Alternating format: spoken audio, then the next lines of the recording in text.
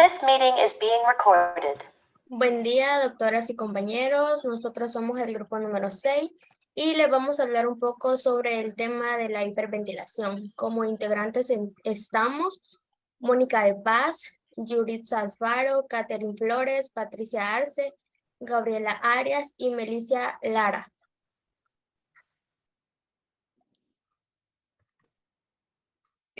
Un saludo a todos. Para dar la introducción a lo que es mi participación en esta exposición, vamos a dar inicio. Bien, todos sabemos las diferentes emergencias médicas que se pueden presentar tanto en la vida laboral como en la vida cotidiana. Y la respiración rápida puede ser una emergencia médica y una persona que experimenta hiperrespiración con frecuencia se puede llamar una emergencia médica denominada hiperventilación. Es por ello que a continuación abordaremos diferentes temas en los cuales se hará mención sobre causas y protocolos, entre otros temas que vamos a abordar. Pero para dar inicio es muy importante saber qué es la hiperventilación. Bien, es un cuadro caracterizado por la ventilación en exceso, o sea, un aumento de la cantidad de aire inspirado que entra por una unidad de tiempo en los alvéolos pulmonares, causando una disminución del tenor del CO2 en la sangre arterial y la consiguiente alcosis respiratoria, es decir, la disminución de la reserva alcalina.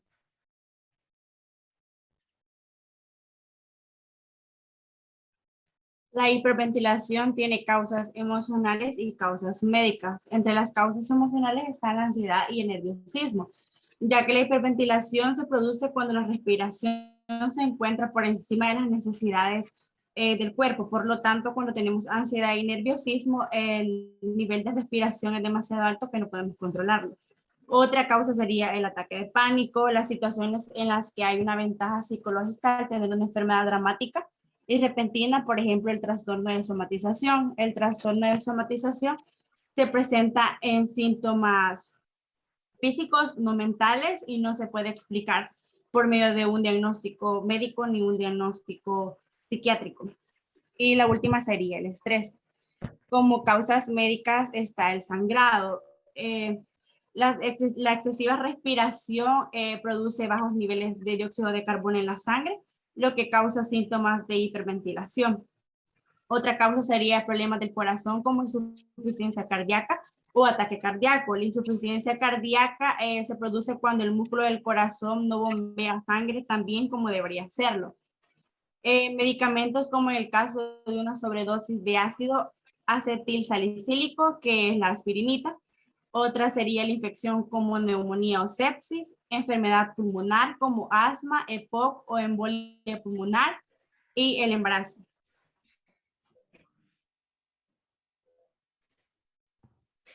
¿Cuándo puede ocurrir? El mayor factor causador de la hiperventilación es la presencia de ansiedad aguda, que puede causar un aumento de la frecuencia respiratoria.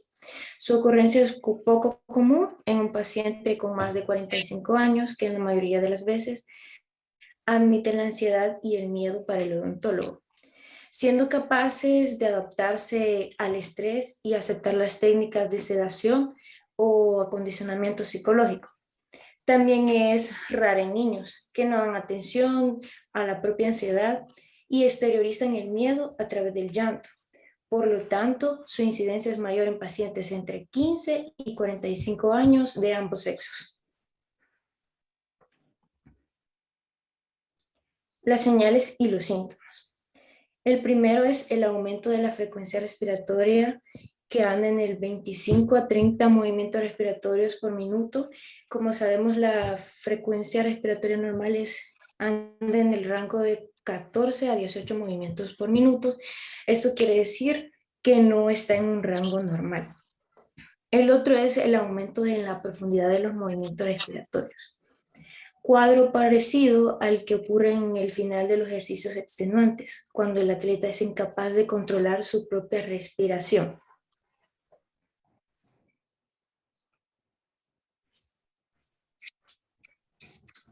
Puede también darse una sensación de sofocamiento o aprieto en el pecho, disturbios visuales, tontura, vértigo, o sea que el paciente sienta que se mueve demasiado cuando no ocurre eso, palpitación y la taquicardia. También puede ser la sequedad en la boca y el dolor abdominal, por lo mismo de que la frecuencia respiratoria está muy acelerada, puede provocar eso. En casos prolongados también puede ocurrir el hormigueo en las extremidades y alrededor de los labios, rigidez muscular y tetania. También alteración o pérdida de conciencia. Este último síntoma es raro. ¿Cómo prevenir la hiperventilación? La mayor forma de prevenir la hiperventilación es reconocer el estado de ansiedad aguda del paciente mediante una escala de ansiedad en la consulta inicial. Es decir, que antes de entrar al consultorio para comenzar el procedimiento, tenemos que verificar que el paciente esté tranquilo y que no muestre señales de fobia o ansiedad, y asimismo explicarle el procedimiento para que se sienta seguro y cómodo. Bien, si ya tenemos claro que se trata de un síntoma de ansiedad, existen varias técnicas muy sencillas que nos pueden ayudar a reducir la hiperventilación y sus consecuencias. Entre ellas podemos mencionar cambiar el foco de atención. Dirigir los pensamientos hacia una tarea que requiera algo de esfuerzo mental. Por ejemplo, contar hacia atrás de 3 en 3 desde el 100 o 0. También tenemos que se puede respirar con la boca pequeña. Se deben fruncir los labios como para silbar y así para inspirar menos aire y evitar seguir con la hiperventilación. Tenemos la siguiente, que es tapar una de las fosas de la nariz y la boca durante unos minutos. De esta forma se va a inspirar la mitad del aire, lo que va a contribuir al equilibrio en el proceso. Y también tenemos la otra, que es cubrir la nariz y la boca con las manos haciendo un hueco. Los individuos que presenten un grado elevado de ansiedad y fobia al tratamiento odontológico debe de ser tratado con métodos farmacológicos, es decir, con una sedación consciente, y también, si no se puede, con métodos no farmacológicos.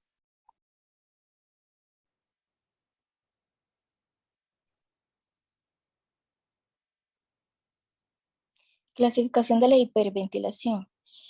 Tenemos la hiperventilación aguda. Los pacientes con síndrome aguda de hiperventilación se presentan con disnea, algunas veces tan intensa como para ser percibida como asfixión.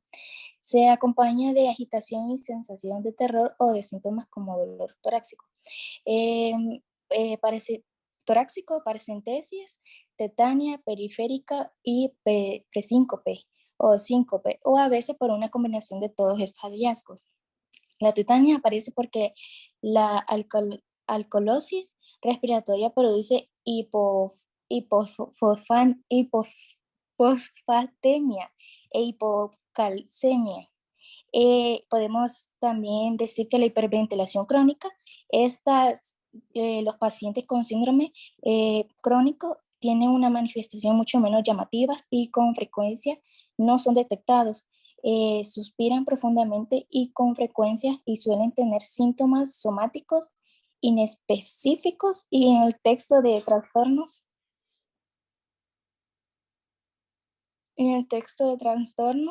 del estado de ánimo y ansiedad y de estrés emocional.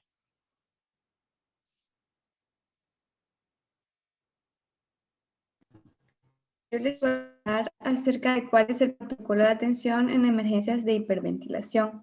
Como primer paso es intentar diferenciar el síndrome de hiperventilación a través de los signos y síntomas de otros disturbios que causan dificultad respiratoria, como por ejemplo la crisis de asma o broncoespasmos. Una vez que se ha diagnosticado el cuadro de hiperventilación, se deberá seguir el siguiente protocolo, el cual es: como primer paso, se debe interrumpir el tratamiento y se debe remover cualquier material de la boca del paciente. Y se debe eliminar de la línea de visión del paciente todos estos instrumentales.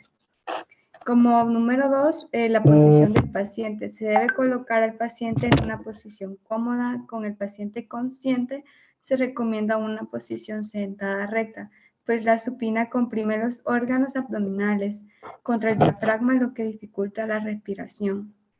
Como tercer paso, es dejar al paciente tranquilo diciéndole que se le va a ayudar.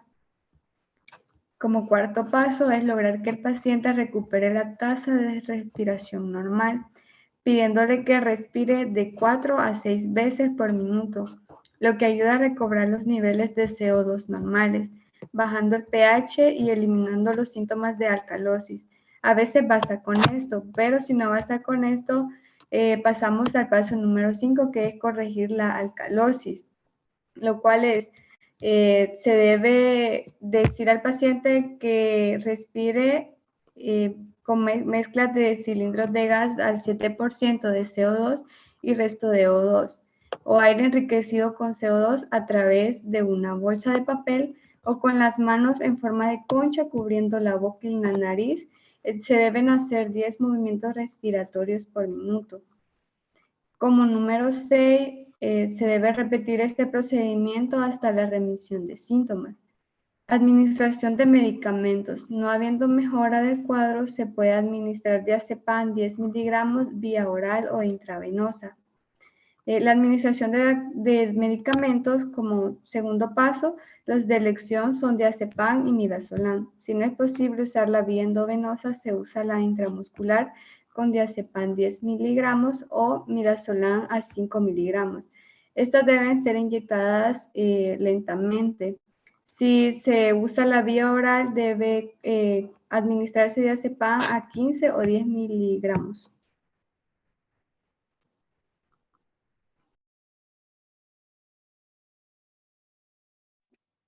Como recomendaciones, una persona que hiperventila, se recomienda que debe intentar que su respiración se vuelva regular, que no intente respirar más aceleradamente y respirar más lentamente y de manera menos superficial. Se puede intentar respirar con los labios fruncidos como si se tratara de apagar una vela, o puede taparse la boca y una fosa nasal, respirando simplemente por la que queda destapada. Haciendo esto, lo que se consigue es aumentar la cantidad de CO2 en los pulmones.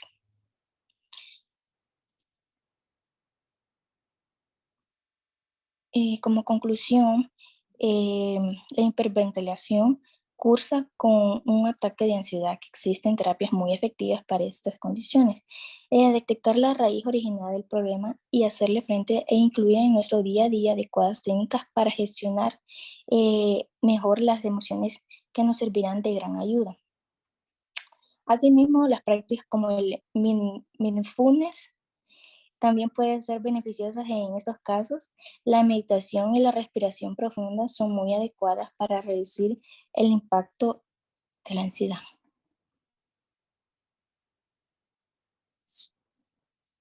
Gracias.